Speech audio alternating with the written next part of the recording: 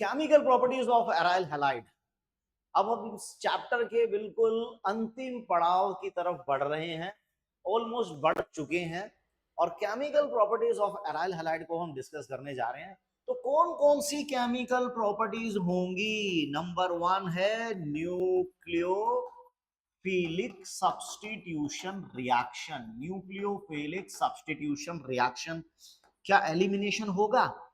ना भाई ना, एलिमिनेशन नहीं होता यहां पर। Number 2 is reaction with metals. Reaction with metals. And number 3 is electrophilic substitution reaction. Electrophilic substitution reaction. ठीक है, तो एक एक करके बात करते हैं, वन बाय वन, डन डनाडन डन। तो न्यूक्लियोफिलिक सब्स्टिट्यूशन रिएक्शन, जैसे कि हमने एल्काइल हैलाइड में देखा कि न्यूक्लियोफिलिक सब्स्टिट्यूशन SN1 और SN2 दो कैटेगरी के थे। तो अगर ये दो कैटेगरी के हैं तो यहां पर कौन सी कैटेगरी यूज होगी? SN1 होगी या SN2 होगी? चलिए देखो, फर्स्ट आता है न्यूक्लियोफिलिक सब्स्टिट्यूशन रिएक्शन।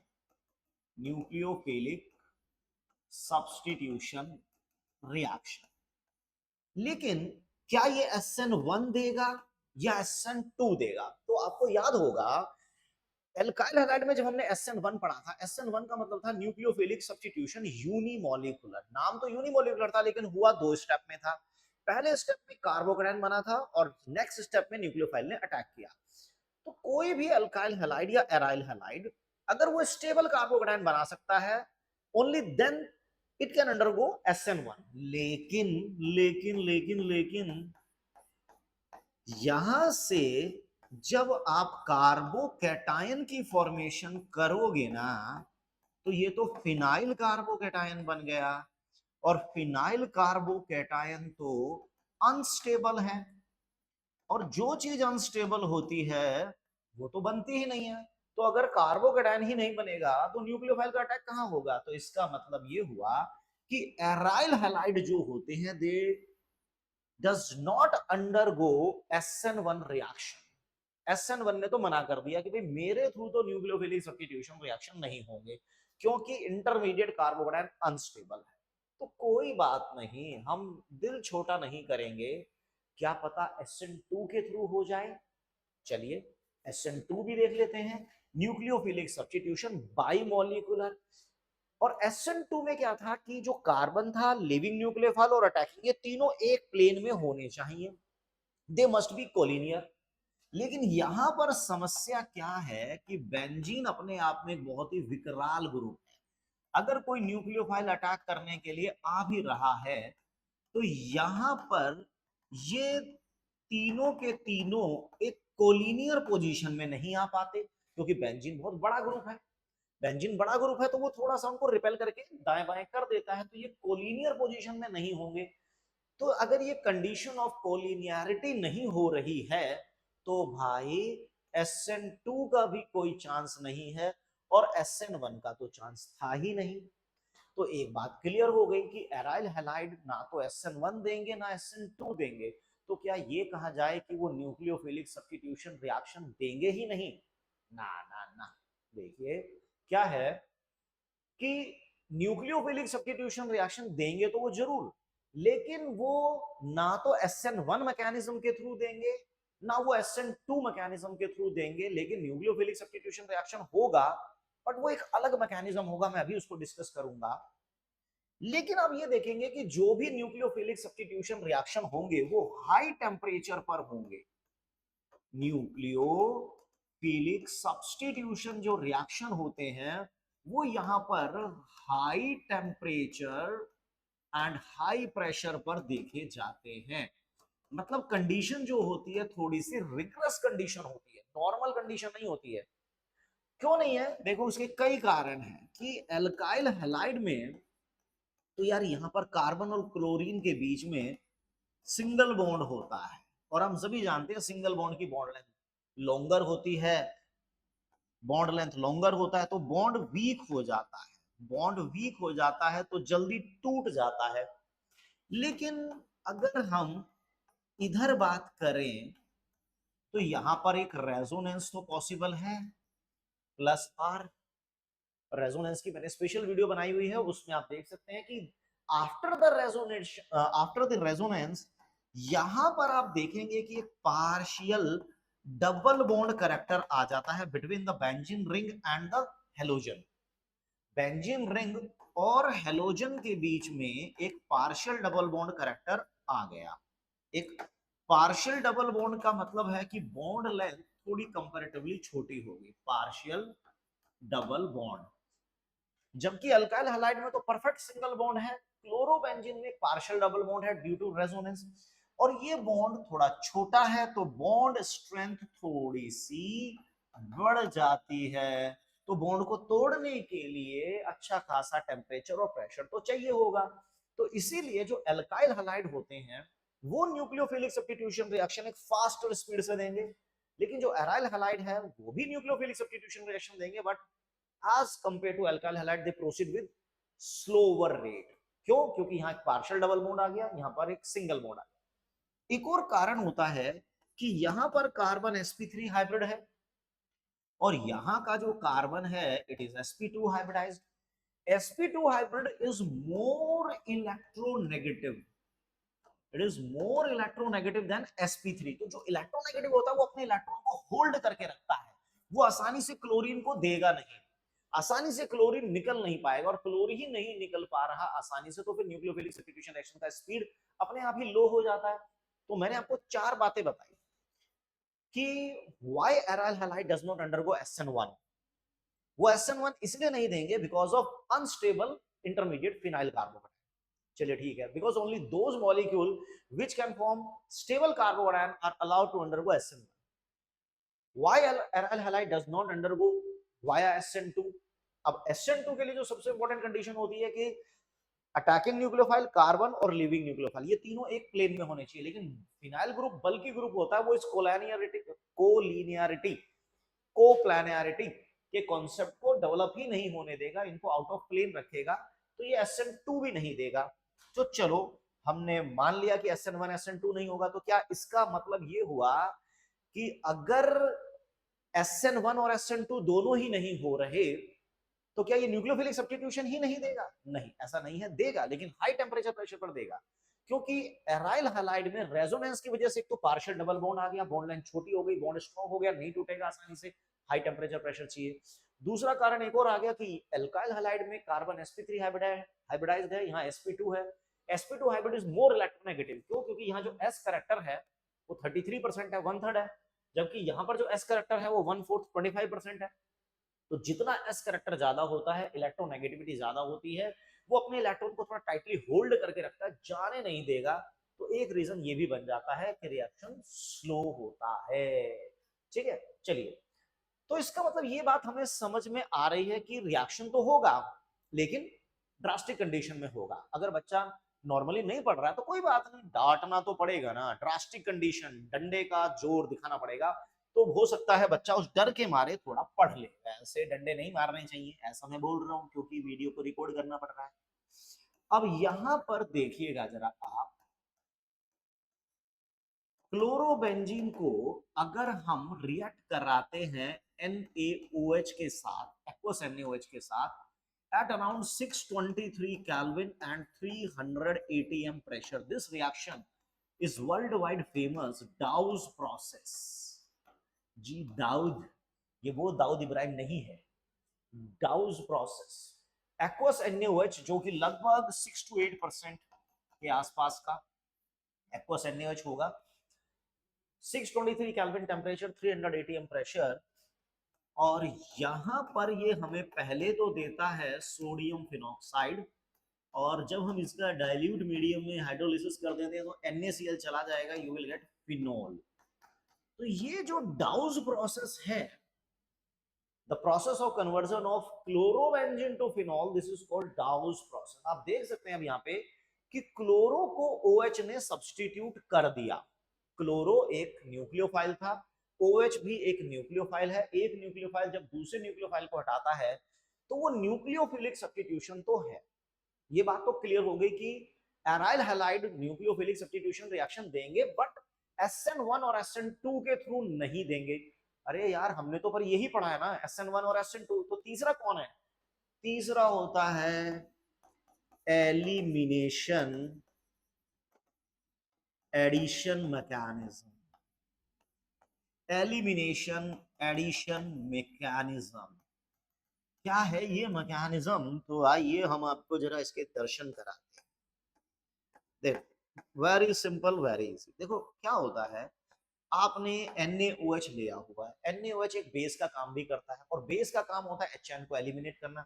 तो यहां से जो ऑर्थो पोजीशन है, OH क्या करेगा, इस H प्लस को निकाल लेगा। H प्लस का मतलब है अब ये इलेक्ट्रॉन कार्बन के पास आ जाएंगे ऐसे।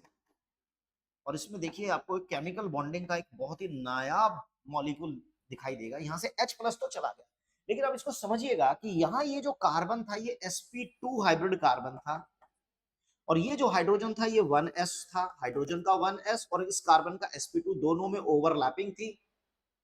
दोनों में ओवरलैपिंग थी क्योंकि मैं बात कर रहा हूं इस सिग्मा बॉन्ड की। जो कार्बन और हाइड्रोजन के बीच में सिग्मा बॉन्ड है, मैं उस बॉन्ड की बात कर रहा हूं। और सिग्मा बॉन्ड में ओवरलैपिंग हुई कार्बन के sp2 और हाइड्रोजन के 1s की। अब ये इलेक्ट्रॉन तो लेके चला, सॉरी, अब क्योंकि ये इलेक्ट्रॉन कार्बन के पास आ गए हैं, तो अब ये जो sp2 वाला है इलेक्ट्रॉन, ये जो दोनों इलेक्ट्रॉन है ये अब sp2 में रहेंगे, क्योंकि हाइड्रोजन तो H प्लस की फॉर्म में निकल गया। H प्लस और OH ये दोनों तो वाटर बना के निकल लिए। तो यहां पर ये जो इलेक्ट्रॉन है ये sp2 हाइब्रिड कार्बन में है, sp2 हाइब्रिड कार्बन में। चलिए ये इधर और ये इधर।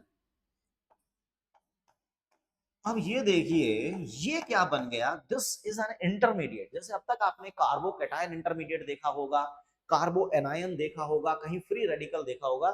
ये एक नया क्रिएचर धरती पर आ गया है, इसका नाम है बेंजाइन।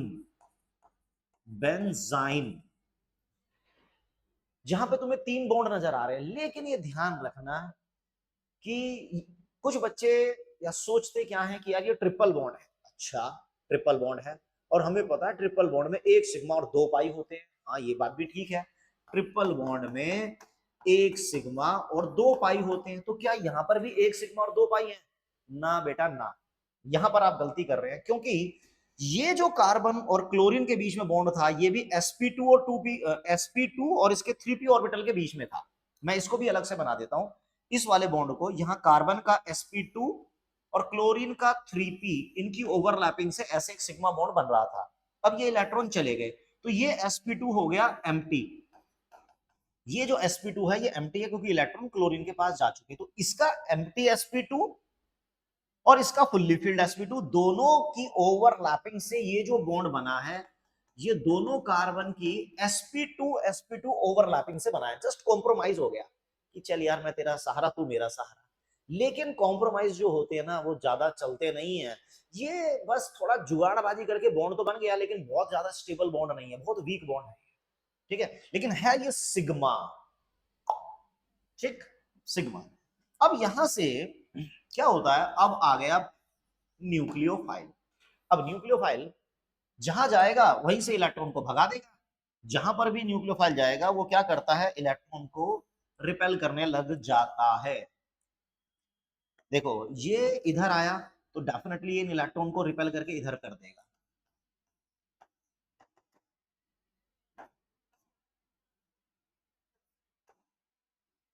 OH, और ये जो H प्लस था जो पानी के अंदर जा चुका था, वो H प्लस अगर दोबारा इसको प्रोटोनेट कर दे तो हमें फिर से मिल जाएगा फिनोल ऐसे। तो दिस इज द मैकेनिज्म कि कैसे हमने क्लोरोबेंजीन को फिनोल में कन्वर्ट कर दिया। SN1 नहीं हुआ ना SN2 हुआ, it is the different category. Elimination addition, पहले एलिमिनेट, क्योंकि हमने पहले यहां से एच को एलिमिनेट किया और फिर एच को ऐड किया, या पहले हमने एच को हटाया फिर न्यूक्लियोफाइल को अटैच किया। तो इसीलिए इसको एलिमिनेशन एडिशन मैकेनिज्म कहते हैं कि पहले यहां से हम एच को हटा रहे हैं, बेंजाइन बना रहे हैं, और फिर न्यूक्लियोफाइल को ऐड कर रहे हैं। तो this is called elimination addition mechanism. लेकिन याद रखना ये जो बेंजाइन होता है ये भी एरोमेटिक होता है, क्योंकि रेजोनेंस इन 6 पाई का होता है। चलिए ठीक है, एलिमिनेशन एडिशन मैकेनिज्म हमें समझ में आ गया। तो अब हम क्या करें कि यार यहां तो कंडीशन बहुत ड्रास्टिक थी, कंडीशन बहुत ज्यादा ड्रास्टिक है भाई। आप NaOH ले रहे हो, 623 केल्विन भी ले रहे हो, 300 ATM प्रेशर भी आपने लिया, तब जाकर ये रिएक्शन आफ्टर डाइल्यूट HCl, तब जाकर ये रिएक्शन हमें देखने को मिला, क्लोरोबेंजीन टू फिनॉल। लेकिन हम ऐसा क्या करें कि रिएक्शन थोड़ा स्पीड अप हो जाए। तो स्पीड अप करने के लिए हमने क्या किया, ऑर्थो पोजीशन पे और पैरा पोजीशंस पे इलेक्ट्रॉन विड्रॉइंग ग्रुप हमने लगाने शुरू कर दिए। ये देखो, पहले हमने एक इलेक्ट्रॉन विड्रॉइंग ग्रुप लगाया, अब हमने 2 इलेक्ट्रॉन विड्रॉइंग ग्रुप लगाया। ये लो, अब तो हमने तीन तीन इलेक्ट्रॉन विड्रॉइंग ग्रुप लगा दिए। कर लो क्या कर लोगे, हमारा तीन तीन इलेक्ट्रॉन विड्रॉइंग ग्रुप लगाए। तो अब आप देखेंगे कि NaOH यहां पर जो टेम्परेचर 623 केल्विन चल रहा है, आप देखेंगे कहीं ना कहीं अब वो टेम्परेचर थोड़ा लोअर साइड में आना शुरू हो जाएगा। हाइड्रोलिसिस तो करेंगे करेंगे बाद में, यू विल गेट। लेकिन हाँ, कंडीशन पहले के मुकाबले डाउन हो गई, कंडीशन पहले के मुकाबले उतनी ड्रास्टिक नहीं है। अब दो NO2 लग गए, तो अब आप देखेंगे दो NO2 लगने से कंडीशन और ज्यादा नॉर्मलाइज होती जा रही है, रिएक्शन फास्ट हो गया है पहले के मुकाबले में। पहले के मुकाबले में रिएक्शन फास्ट होता जा रहा है। और तीन तीन NO2 लगा दिया आपने, तो तीन तीन NO2 का मतलब है आप वाटर भी बॉईल करके डाल दोगे ना इसमें, तो भी रिएक्शन हो जाता है। मतलब क्या हुआ, this is called 2,4,6 trinitrophenol, 2,4,6 trinitrophenol, जिसको हम प्यार से पिक्रिक एसिड भी कहते हैं। देखो, दिमाग में हलचल तेज हो गई है कि NO2 ग्रुप लगा दिए आपने, और NO2 क्या करता है, -R करता है। एक बार -R, 2 बार -R, और यहां 3 बार -R हुआ। ठीक है, तो आखिर NO2 ग्रुप के लगने से ऐसा क्या होता जा रहा है कि रिएक्शन फास्ट फास्ट फास्ट और सुपर फास्ट होता जा रहा है। यहाँ तो नॉर्मल कंडीशन में भी हो गया। देखिए, मैंने आपको पहले भी बताया है, किसी भी रिएक्शन की स्पीड जो होती है वो हमेशा इंटरमीडिएट की स्टेबिलिटी पर डिपेंड करती है कि आखिर इंटरमीडिएट कौन बन रहा है।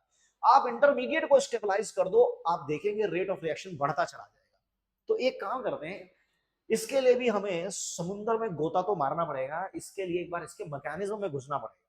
और इसका जो मैकेनिज्म होता है, when electron withdrawing group increases at ortho para position, the rate of reaction of nucleophilic substitution reaction in aryl halide increases, means as the number of electron withdrawing group increases at orthopara position in aryl halide, as the number of electron withdrawing group increases at orthopara position in an aryl halide, the rate of nucleophilic substitution reaction increase हो जाता है। जितने ज्यादा electron withdrawing group लगाओगे reaction उतना fast. मैं इसको एक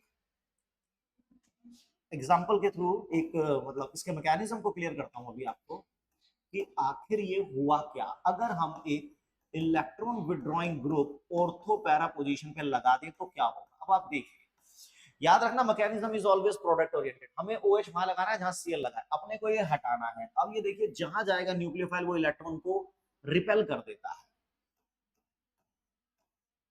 क्लोरीन। अब जैसे ये इलेक्ट्रॉन इधर गए, ये कार्बन पॉजिटिव, ये पॉजिटिव और ये नेगेटिव तो मिलकर न्यूट्रल हो गए। यहां जो पॉजिटिव आया और नेगेटिव न्यूट्रल, और ये इलेक्ट्रॉन इधर आए तो ये नेगेटिव हो गया है।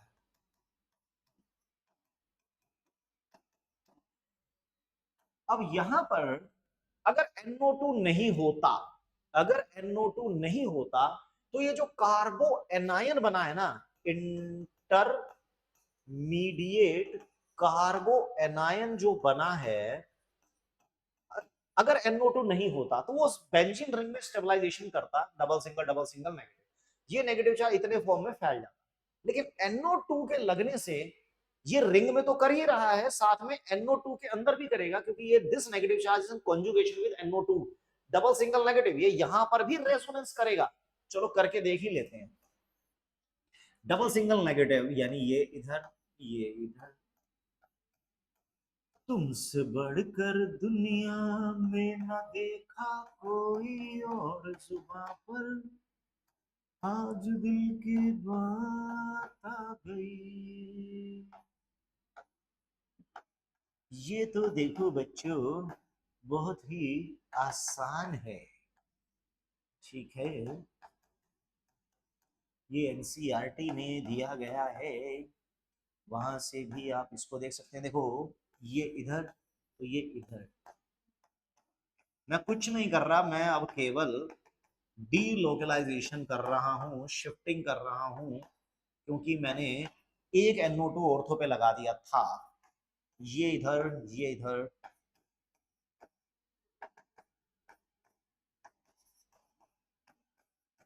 देखिए अब अगर मैं इनका हाइब्रिड बना लूं, इन सब का एक हाइब्रिड बना लूं, तो आप देखोगे कि ये जो नेगेटिव चार्ज है वो यहां से लेकर यहां तक घूमता गया, और वैसे वो NO2 के अंदर भी घूमा, पार्शियल नेगेटिव, और इस तरह का एक सीन बना, ठीक है ना। ये इंटरमीडिएट हुआ। जनरली क्या होता है, किसी भी इंटरमीडिएट की फॉर्मेशन जनरली एक स्लो स्टेप होता है। जनरली किसी भी इंटरमीडिएट की फॉर्मेशन होना एक स्लो स्टेप माना जाता है। तो यहां पर एक कार्बो एनाइन टाइप का कुछ इंटरमीडिएट बन रहा है, नेगेटिव चार्ज, और कोई भी ऐसा ग्रुप जो नेगेटिव चार्ज को कम कर दे। अब इलेक्ट्रॉन विड्रॉइंग ग्रुप अगर ऑर्थो पैरा पे लग गया तो इलेक्ट्रॉन जो नेगेटिव चार्ज होगा कार्बो एनाइन का उसको कम करेगा, यानी कार्बो एनाइन स्टेबलाइज होगा, और इंटरमीडिएट स्टेबलाइज होगा तो रिएक्शन की स्पीड बढ़ जाएगी। और वैसे भी अगर NO2 यहां मैंने एक लगाया तो मेरे को कितने रेजोनेंस स्ट्रक्चर मिले, 1 2 3 4 5 मिले। अगर मैं इसमें 2 NO2 लगा देता ऑर्थो पैरा पे तो 7 मिलते, एक 3 लगा देता तो 9 मिलते। लेकिन क्या मेटा पे लगाने पे मिलते? सोचो एक बार जरा कि अगर ये NO2 ग्रुप मेटा पोजीशन पर होता तो क्या ये नेगेटिव चार्ज रेजोनेंसली स्टेबलाइज करता? नहीं, क्योंकि Meta position is unaffected by resonance. अगर ये मेटा पे होता तो ये नेगेटिव चार्ज इसके साथ कॉन्जुगेशन में ही नहीं होता। आप बना के देख लीजिएगा। तो इसका मतलब ऑर्थो पैरा पोजीशन पे अगर इलेक्ट्रॉन विड्रॉइंग ग्रुप है तो कार्बो एनायन को स्टेबलाइज हो जाएगा, कार्बो एनायन को स्टेबलाइजेशन मिलेगा, rate of reaction super fast होता चला जाएगा, और जितने ज्यादा NO2 लगेंगे उतना ज्यादा रेजोनेंस, उतना ज्यादा चार्ज डिस्पर्स, उतनी ज्यादा स्टेबिलिटी। तो अब हम क्या करते हैं, मैं इसको, चलो मैं ये स्ट्रक्चर ले लेता हूं या यहीं से दिखा देता हूं। अब ये इधर और ये इधर, ये बड़ा फास्ट होता है, ये स्टेप बड़ा फास्ट हो जाता है, और जो फास्ट होता है रेट उस पर डिपेंड नहीं करता, रेट हमेशा स्लोवेस्ट स्टेप पर डिपेंड करता है। तो यहाँ जो फॉर्मेशन ऑफ इंटरमीडिएट कार्बो एनायन था वो स्लो स्टेप था, यही रेट डिटरमाइनिंग स्टेप।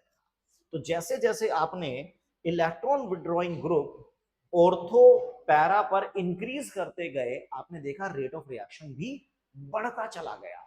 क्यों?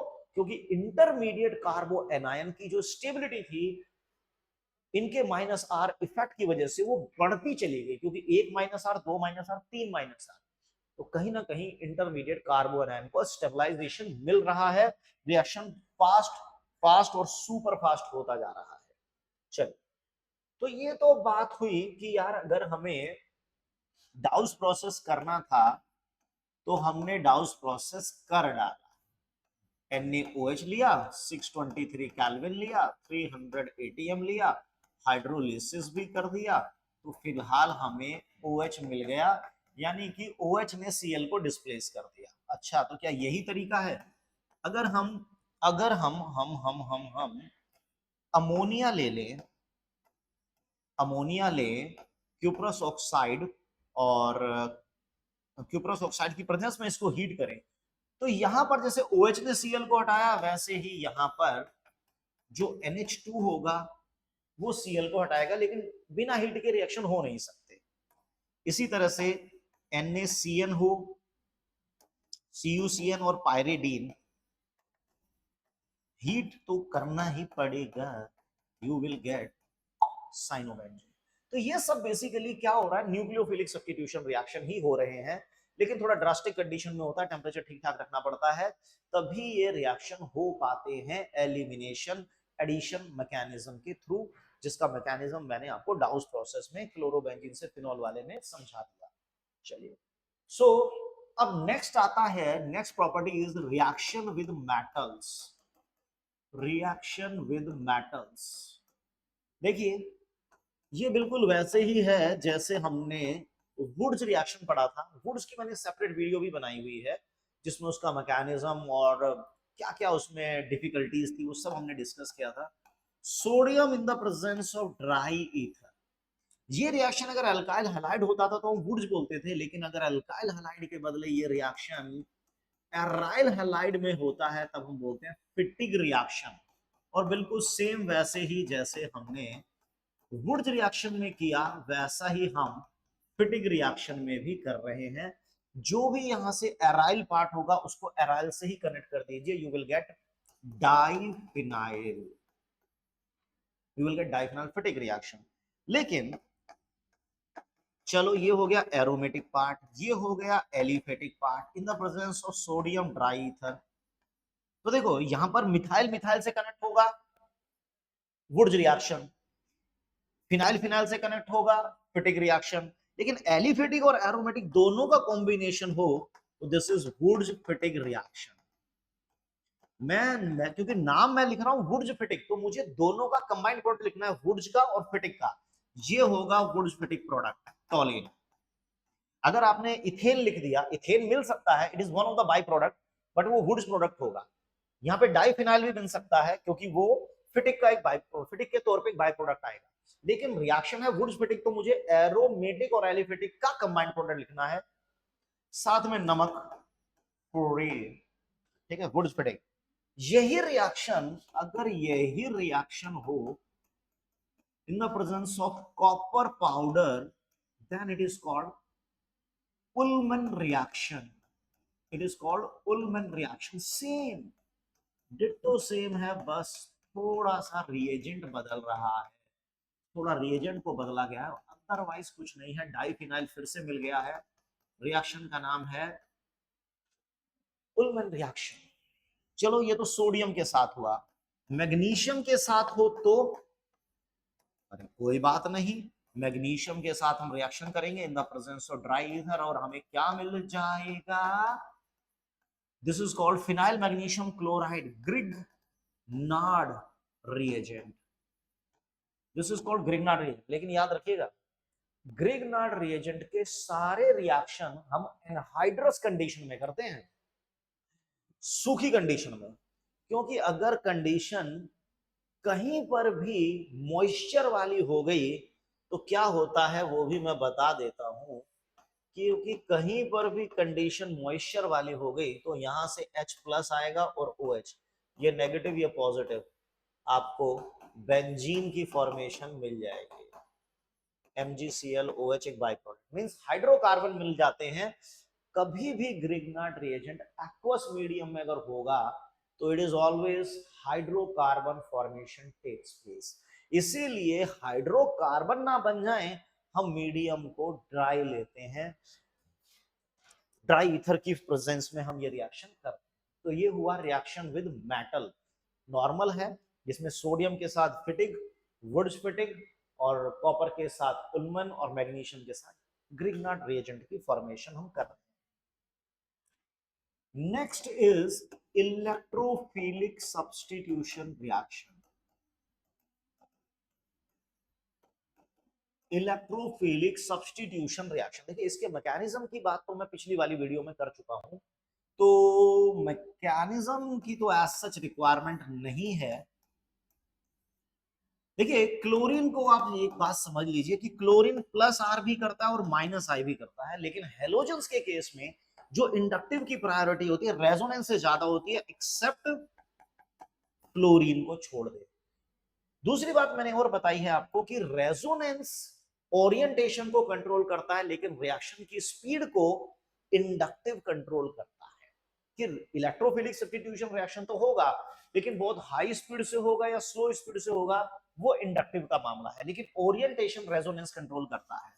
मतलब अगर हमने Cl2 एनहाइड्रस AlCl3 ले लिया ना, तो अटैक ऑर्थो पैरा पर होगा क्योंकि ओरिएंटेशन रेजोनेंस कंट्रोल करता है और रेजोनेंस प्लस आर है, और प्लस आर का मतलब ऑर्थो पैरा प्लस आर या प्लस एम भी कहते हैं इसको।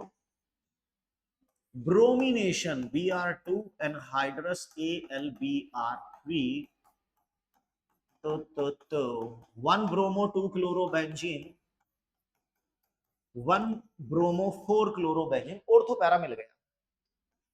Nitration concentrated H2SO4 and concentrated HNO3, तो यहां पर क्या मिलने जा रहा है, 1 chloro 2 nitro benzene 1 chloro 4 nitro benzene ortho para. Sulphonation concentrated H2SO4 2 chlorobenzene sulfonic acid and this is 4 chlorobenzene sulfonic acid. This is sulfonation. Chlorination, bromination, nitration, sulfonation. CH3Cl anhydrous AlCl3, ये हमें क्या मिल रहा है, Friedel-craft alkylation. This is Friedel-craft alkylation. और एक last और रह गया है, बट जगह मिल नहीं रही है, बट जीवन में जुगाड़ तो करना ही पड़ता है ना, तो कर देते हैं। ये लिया हमने एसाइलेशन, CH3COCl और एनहाइड्रस AlCl3, तो हमें क्या मिलेगा, बाहर तो नहीं जा रहा है, देखो 2 chloro acetophenone and 4 chloro acetophenone, ठीक है। सो ये दोनों ही Friedel Craft alkylation, Friedel Craft acylation, sulphonation, nitration, bromination, chlorination, ये सब इलेक्ट्रोफिलिक सब्स्टिट्यूशन रिएक्शन होते हैं। और ऑर्थो पैरा डायरेक्टिंग ग्रुप होता है हेलोजन, क्योंकि ओरिएंटेशन रेजोनेंस डिसाइड करता है, लेकिन रिएक्शन की जो स्पीड होती है वो इंडक्टिव कंट्रोल करता है। और -I क्योंकि जो इंटरमीडिएट कार्बोकेटायन बनता है उसको थोड़ा डिस्टेबलाइज कर देता है, तो रिएक्शन हेलोजन की वजह से थोड़ा स्लो हो जाता है, ठीक है। चलिए, this is all about chemical properties of aryl halide. तो ऑलमोस्ट अब ये चैप्टर हमारा खत्म होने जा रहा है। अब इसमें एक पार्ट और बचता है, that is poly halogen compound, जिनको हम एक सेपरेट वीडियो में डिस्कस करेंगे तो ज्यादा बेटर रहेगा, क्योंकि वीडियो बहुत लेंदी हो जाएगी। टिल देन हर बार की तरह पढ़ते रहिए, आगे बढ़ते रहिए। Thank you very much.